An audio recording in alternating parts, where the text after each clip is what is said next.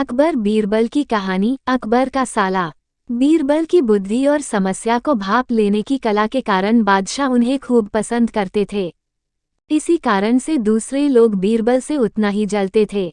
इन जलने वालों में से एक अकबर का साला भी था। वो हमेशा से ही बीरबल को मिला हुआ खास स्थान लेना चाहता था। बादशाह जानते थे कि बीरबल जैसा कोई और नहीं हो सकता है। वो अपने साले को भी ये बात समझाने की कोशिश करते थे, लेकिन उनका साला हमेशा कहता था कि वो भी काफी बुद्धिमान है।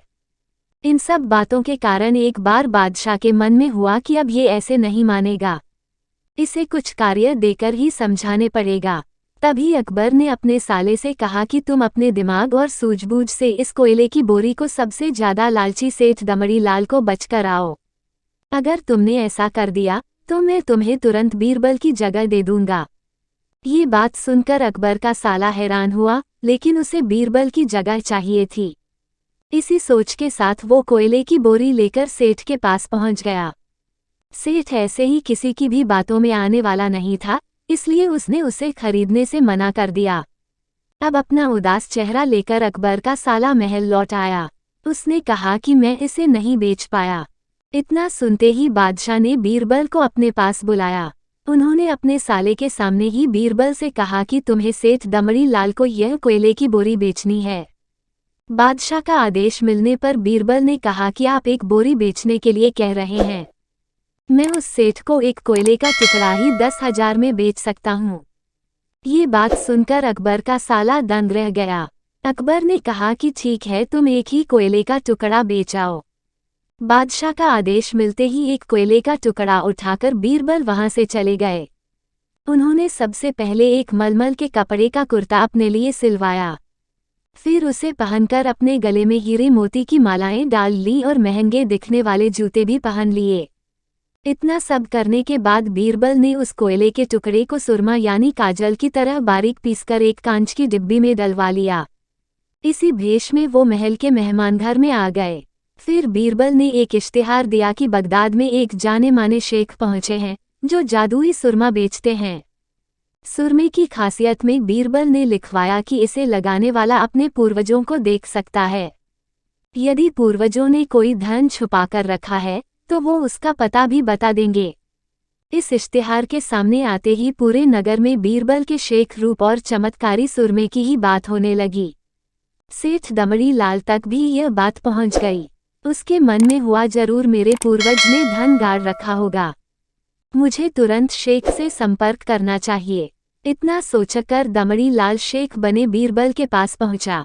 बीरबल ने जानबूझकर उन्हें पहचाना नहीं। सेठ ने शेख से कहा कि मुझे सुरमे की डिब्बी चाहिए। शेख ने जवाब दिया, बिल्कुल लीजिए, लेकिन एक डिब्बी की कीमत 10,000 रुपये है। सेठ काफी चालाक था। उसने शेख से कहा कि मैं पहले सुरमा आंखों पर लगाना चाहता हूँ, उसके बाद पूर्वजों के दिखने पर ही मैं 10,000 रुपये दूंगा। शेख बने बीरबल ने कहा कि ठीक है, आपको ऐसा करने की इजाजत है। बस आपको सुरमे की जांच करने के लिए चौराहे पर चलना होगा। चमत्कारी सुरमे का करिश्मा देखने के लिए वहां लोगों की भीड़ लग गई। तब बीरबल बने शेख जोर जोर से कहने लगे कि इस चमत्कारी सुरमे को सेठ जी लगाएंगे। अगर ये सेठ अपने माता पिता की ही औलाद हैं तो इन्हें सुरमा लगाते ही तुरंत पूर्वज नजर आ जाएंगे। पूर्वज नहीं दिखे तो मतलब ये होगा कि वो अपने माता पिता की औलाद नहीं है। असली औलादों को ही यह सुरमा लगाने पर अपने पूर्वज नजर आते हैं। ये सब कहने के बाद शेख ने सेठ के आंखों पर सुरमा लगा दिया और कहा कि आंखें बंद कर लो। सेठ ने आंखें बंद तो की, लेकिन उन्हें कोई भी नहीं दिखा। अब सेठ के मन में हुआ कि मैंने कह दिया कि मुझे कोई नहीं दिखा तो भारी अपमान हो जाएगा। इज्जत को बनाए रखने के लिए सेठ ने आंख खोली और कहा कि हाँ, मुझे अपने पूर्वज दिख गए। इसके बाद गुस्से में लाल सेठ ने बीरबल के हाथ में 10,000 रुपये थमा दिए। अब खुश होते हुए बीरबल महल चले गए। उन्होंने कहा कि लीजिए बादशाह, एक कोयले के 10,000 रुपये, और सारा किस्सा सुना दिया। ये देखते ही बादशाह का साला मुंह बनाकर महल से चला गया। उसके बाद से उसने कभी भी बीरबल की जगह लेने की बात अकबर से नहीं की। कहानी से सीख। किसी से ईर्ष्या नहीं करनी चाहिए और अपनी काबिलियत को साबित करने के लिए बुद्धि का उपयोग करना जरूरी है। अगर दोस्तों कहानी पसंद आई हो तो हमारे चैनल को लाइक, शेयर, कमेंट, सब्सक्राइब और बेल आइकन को दबाएं।